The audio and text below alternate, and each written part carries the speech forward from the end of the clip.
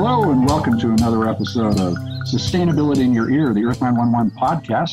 I'm Mitch Ratcliffe, and as you know, we talk to innovators across the country who are introducing new sustainability ideas. And today we're joined by Jeremy Walters, who's the Community Relations Manager for Republic Services, which is one of the biggest waste collection companies in the United States. Welcome, Jeremy. Thanks for joining the show. Oh, absolutely. Thanks for having me, Mitch. Now, you're in Las Vegas, and you handle outreach for a variety of sustainability and recycling programs. So we wanted to invite you here today to talk about the new wave of iPhones and Samsung Note phones that are coming out, because it's going to drive a wave of replacement. And what's the responsible way to get to handle an iPhone or any electronic device as you start to think about replacing it? Well, we want to encourage people to do the responsible thing, and it's a funny topic to talk about because I can't even keep up myself with how fast these phones and new pieces of tech are coming out, and so that's a question that we get a lot from different folks around town or around the country: is what do I do with my old e-waste? And there's a couple different options to utilize. Now, we want to think about sustainability all encompassing, right? The reduce, reuse, and then the recycle aspect. So first and foremost, I always encourage people, do I need the latest and greatest phone? Is my phone still working functional? If it is, keep it, pass it down to family, friends. Keeping it out of the waste stream is number one priority. But the problem with these phones, and as a lot of tech is employing now, they have lithium batteries, and these batteries are very volatile, and we want to make sure that we're doing the recycling responsibly. We got to make sure that when these electronic items are going to be recycled, they're going through a sustainable process. There's a lot of data that's involved with our electronics nowadays, and so from that aspect, we want to make sure that these devices are wiped clear. And specifically with Republic Services, we have what we call Blue Guard, and it's this security measure and sustainability measure that people can have that peace of mind that they know that we will handle this waste properly. So in terms of the security, if you're talking about a hard drive or even cell phones nowadays, we do a lot of shopping, we do a lot of monetary exchanges through our phones.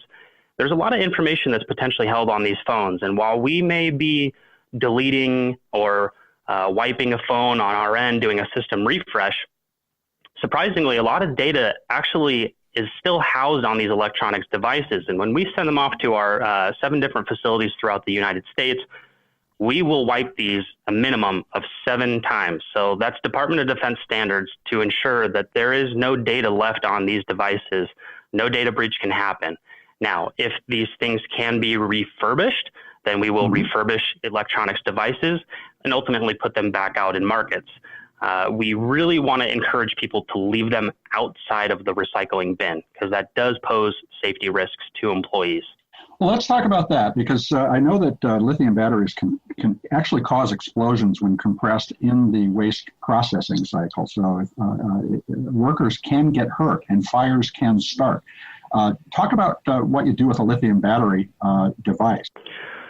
So specifically when it comes to lithium battery containing electronics, that's where we want to really make sure that these are going to the proper recycling facilities, because in a regular curbside recycling program, you got to imagine all the other materials, your plastic bottles, paper, metal cans, it's all mixed together. We've got a lot of moving parts, a lot of metal moving parts that are jarring around, moving very quickly. And as you mentioned, these lithium batteries, when they come in contact with high pressure or something that's bouncing them around quite a bit, they have an explosion hazard. There was a really great article on the Washington Post that actually had some videos and visuals to what can happen if these end up in the wrong stream, specifically your curbside recycling program.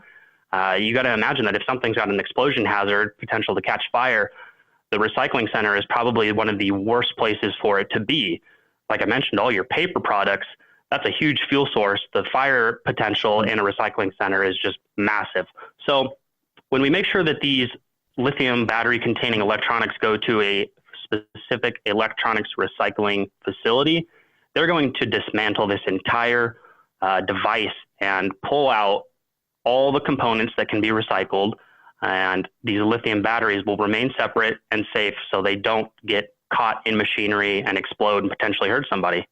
So a consumer who wants to recycle a phone or any e-waste with Republic, you don't put it in the curbside. How do you get it to Republic? Should it be in a bag? What do you do to make sure that it gets to Republic and Republic is aware of the fact it needs to be handled by a specialist?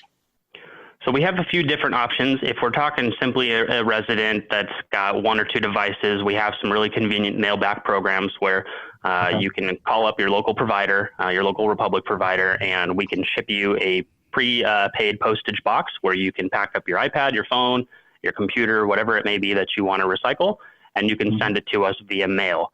If you're on the commercial side of things, let's say you're a small business or even a large business that's got an abundance of gadgets, you can actually do a few different things. We can offer still the mail-back program. We can do pack up and pick up. So there's a couple different options that you can do. Now, some of our service providers, if we're talking about cell phones specifically, some of our service providers actually have options within their stores as well, where you can drop off these old gadgets. You can sometimes have rebate programs where they'll give you an incentive to do their trade-in. You may get a discount on your bill or a credit towards your bill. I know specifically, I actually have phone service with Verizon Wireless. Verizon Wireless has a pretty cool program that if your device is still functioning, you can drop it off and they will refurbish it for domestic violence victims for emergency calls. If the device itself is not functioning, they take it and they will recycle it. But the different service providers have some options as well. The peace of mind aspect is what we really try to offer with our electronics recycling program. Okay. Depending on, the volume of the material that you have or how specific you want your bundle of electronics to be tracked, when you send the materials to our recycling facilities through the Blue Guard process, we actually will offer you a specific barcode so you can track your devices. Let's say if you had a big bulk amount. Yeah, you can get down to the specific level that if you want to track a specific serial number, you can actually register it through the Blue Guard program and track that specific device from the beginning to the end of the recycling process, which is pretty cool. It gives you a lot of peace of mind. That really, the responsible recycling is so important to people, and that feedback, that's fantastic. That's a great way to help people get that sense of confidence. And frankly, in this environment, because of the Chinese waste ban, a lot of people are losing confidence in recycling. By giving that follow-up, that accountability, you're really doing something special. Now, and of course, you're offsetting the cost of doing all that by recovering materials and so forth. That's the whole point of recycling. So in a lot of ways, it sounds to me, and tell me if I'm wrong about this, is Republic really mining the old economy now as much as simply taking away our waste? Is that sort of the evolution of the business? In terms of talking about getting back to like the basics of recycling, or? Do you look at all of the potential waste out there as containing value? And are you trying to find it and connect it with the recyclers who can turn it into real money? Yeah, I would say it's actually a pretty fine balancing act, because there are certain commodities that, especially here in Las Vegas, we will accept and move to recyclers regardless of their value. It's not necessarily to make money on it. We want to do the responsible thing. At the end of the day, this is a private business and they do have to sustain their operations, but we want to find as many outlets for the waste as possible. Now, where it becomes that balancing act is that we need to perfect the basic recycling stream to begin with. Our, traditional plastic containers, metal cans, and the glass jars and bottles where accepted, and then the different paper products. We see a lot of times nowadays, people are becoming a little bit more environmentally conscious. They want to do the right thing. They just need the tools and the education to do it correctly. We see oftentimes a lot of aspirational or wishful recyclers, depending on what you want to call it. And they're throwing things in the recycling bin, hoping that we will capture it and recycle it.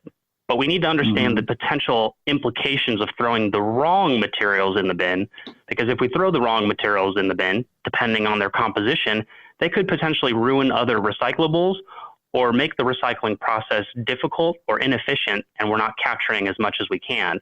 So I'd say where Republic currently is at is that we're really trying to get people to understand the fundamentals of recycling, go back to the basics, and make sure that we're doing recycling right to begin with. Once we get recycling perfected, then we can expand. And you've got a great site that you've just recently launched called recyclingsimplified.com. And it's essentially a lot of instructional information about orienting first to what to recycle to deal with whether or not you're being wishful or aspirational in your recycling. Tell us where this idea came from and how's it going? Yeah, Recycling Simplified is a great tool. You will find that when you visit the website, you can start from the basics and work your way to some of the expert tips. And the whole idea behind this is exactly what it says, Recycling Simplified. We want it to be basic and easy to understand because we want everybody to recycle. But like I said, a lot of people want to do it right. They just need some of the tools to kind of perfect or modify their maybe waste stream at home, become a little bit more of a conscious consumer and understand that there are certain things that, yes, can be recycled, but don't necessarily belong in the curbside recycling bin. And so when you visit this website, the first thing that you'll find is a pretty good sized list of some of the common contaminants that we get in the recycle bin, explaining what they are, why they don't belong in the recycle bin, and then obviously giving you examples of what should be in your recycle bin, some examples of how your recycle bin should look. And then once you start feeling like you're getting a little bit more intuitive with the basic ideas, you can click on the Expert Tips tab. There's some great videos on there, both in English and Spanish, to really give you that next level recycling tool so you can become the best recycler possible. And the site is really convenient and easy to use. You've got a list of not to put in on the front page. A lot of the sites make you search. In fact, strangely enough, so does Earth911. But this is really, it's wonderfully simple and complete in terms of an initial orientation. Now, as people become more successful recyclers, do you expect them to start to ask for more recycling services? Is this the way that we get consumers to go from being enthusiastic to actually acting on every opportunity to recycle? One would hope so. I would imagine that as people start becoming more aware of the recycling process and the right way to do it, that it would encourage them to not necessarily demand more recycling, but maybe make them a little bit more conscientious in the consumer sense, that when they're going to the grocery store, they're going to the businesses that they frequent, they maybe look for the more sustainable options, something that they're going to buy they know will come in recyclable packaging or little to no packaging. So the idea behind it is that, again, we want to perfect that basic stream of recycling before we start getting into the more complex items, but really understanding that consumers have a lot of influence in what people make in terms of products.